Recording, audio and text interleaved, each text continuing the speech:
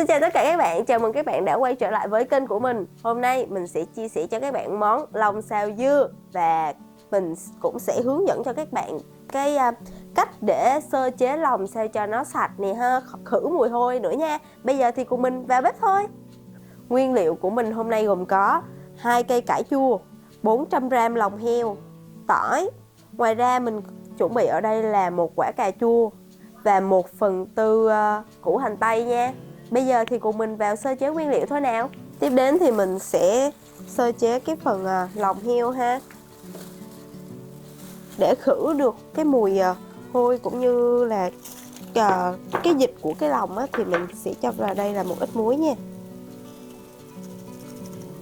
và pha một ít rượu trắng vào. Các bạn có thể thay vào đó là giấm cũng được nha.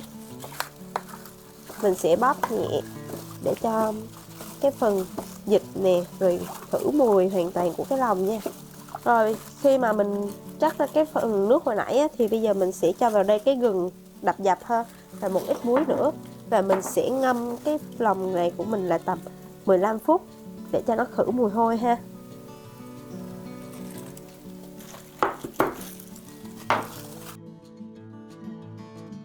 Trong khi mà chờ cái phần lòng của mình ngâm á, thì bây giờ mình sẽ bắt đầu sơ chế cà chua, hành tây cũng như là cải chua luôn ha. Hành tây với lại cà chua á, thì mình sẽ cắt thành múi cau nha các bạn. Cà chua là mình đã rửa sạch rồi ha. Và phần cải chua này thì các bạn sẽ cắt khúc để cho vừa ăn nha. Bây giờ mình sẽ cắt phần hành tây trước ha.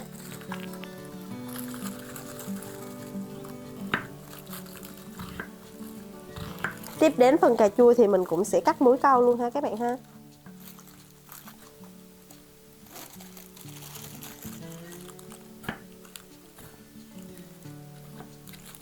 Và cuối cùng là phần cải chua của mình thì mình sẽ cắt thành từng khúc vừa ăn ha các bạn ha.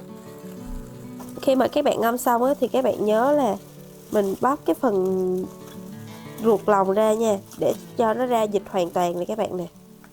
Đó, đây là cái chất dịch nó ra nè. Và sau khi mà mình ngâm là 15 phút rồi nha các bạn, thì bây giờ cái phần dịch nè của cái lòng của mình nó đã ra hết luôn rồi nè.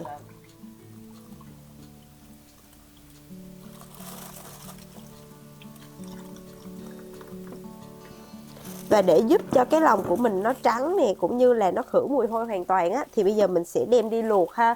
Đi luộc sơ qua cái lòng này là khoảng 30 phút nha các bạn, để giúp cho cái lòng của mình nó trắng và nó khử mùi hôi luôn ha. Sau khi mà cái phần lòng mình rửa sạch rồi á, thì bây giờ mình sẽ đem đi luộc sơ qua ha, trần qua, để giúp cho cái lòng của mình nó trắng nè, nó nhìn nó đẹp mắt hơn ha, và nó sẽ khử hoàn toàn cái mùi hôi của cái lòng luôn nha. Và trước khi mình bỏ lòng vào thì mình sẽ cho vào đây là gừng đập dập nha, những lát gừng đập dập để giúp cho cái phần lòng của mình nó thơm hơn ha. Và bây giờ mình sẽ cho lòng vào nhé các bạn. Và mình sẽ luộc trong khoảng tầm là 30 phút nha. Trong khi chờ cái phần lòng thì cái phần dưa chua nè, mình sẽ đem trần qua cái nước sôi ha, trần sơ qua nước sôi, sẽ giúp cho cái phần dưa chua của mình nó sẽ loại bỏ được tạp chất và cũng như là ngon hơn ha các bạn ha.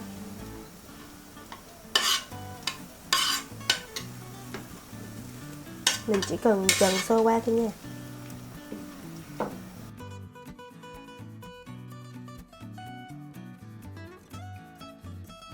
Sau 30 phút nha các bạn, thì cái nồi lòng của mình đây nó đã sôi lên như vậy rồi nè. Và cái lớp lòng của mình nó đã trắng bóc như vậy rồi ha các bạn ha. Mình sẽ đem đi rửa sơ qua một lớp nước lạnh nha, để loại bỏ những cái gì nó dính ở ngoài của cái lòng này của mình ha. Bây giờ mình sẽ rửa sơ qua cái phần lòng ha. Khi mà mình đã luộc chín rồi nè, đó, mình sẽ rửa sơ qua cho nó sạch hết cái phần lòng. Và bây giờ nó đã khử hoàn toàn hết cái mùi hôi rồi nha các bạn. Rồi bây giờ mình sẽ đi cắt cái phần lòng này của mình nha. Bây giờ thì cái phần lòng thì mình sẽ cắt ra nha, cắt từng miếng vừa ăn ha các bạn ha.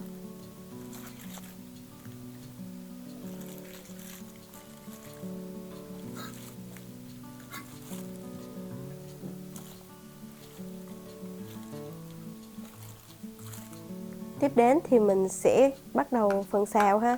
Mình sẽ phi tỏi trước nha. Tỏi các bạn băm nhỏ cho mình nha.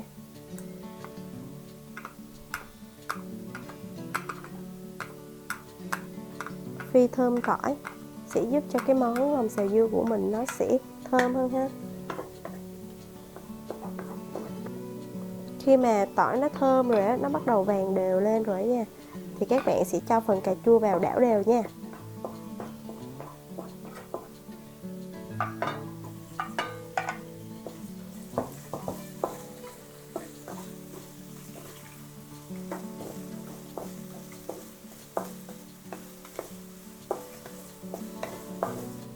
Tiếp đến thì mình sẽ cho phần dưa vào, phần cải chua vào ha.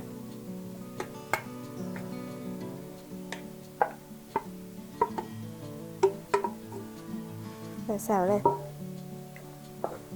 Lúc này thì các bạn để lửa lớn cho mình nha. Và mình sẽ bắt đầu nêm nếm gia vị luôn ha. Bởi vì là phần cải chua của mình thì cái hậu của nó sẽ khá là chua, cho nên là mình sẽ cho đường nhiều một xíu nha. Mình sẽ cho khoảng này nửa muỗng canh đường. Tiếp đến là nửa muỗng canh hạt nêm nha. Một ít bột ngọt ha.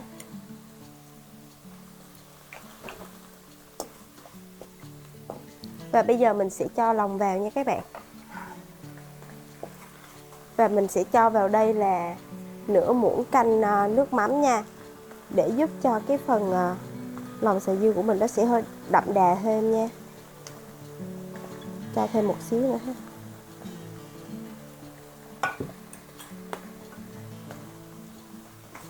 Đảo đều lên. Và cuối cùng thì mình sẽ cho hành tây vào nha. Cho hành tây vào đảo đều. Để giúp cho cái món này của mình nó đậm vị hơn ha, và nó nhìn màu lên bắt mắt và nó tạo độ cay á, thì mình sẽ cho vào đây làm từ 1 tới 2 muỗng tương ớt nha. Và trộn đều lên.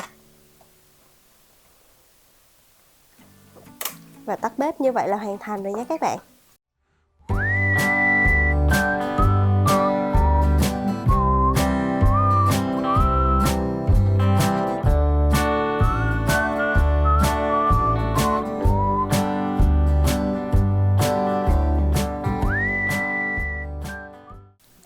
Vậy là món lòng xào dưa của mình đã hoàn thành rồi. Bây giờ thì cùng mình thưởng thức luôn nha.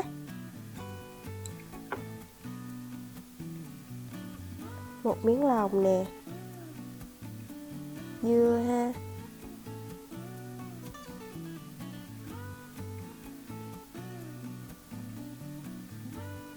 Bây giờ mình sẽ ăn thử lòng với dưa luôn nha.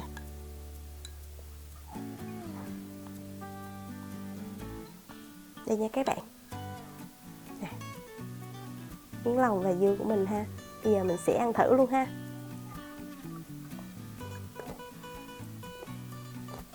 Về cái phần lòng á các bạn, cái phần lòng khi mà mình đã sơ chế rồi, qua gừng rồi nha, luộc rồi cũng như là sơ chế rửa kỹ càng rồi, thì nó hoàn toàn không còn cái mùi hôi nè, mùi tanh, mùi hôi của lòng nữa ha. Nó rất là thơm luôn, và lúc mà mình luộc với gừng á, nó càng dậy lên cái vị gừng thì ăn nó rất là thơm luôn. Và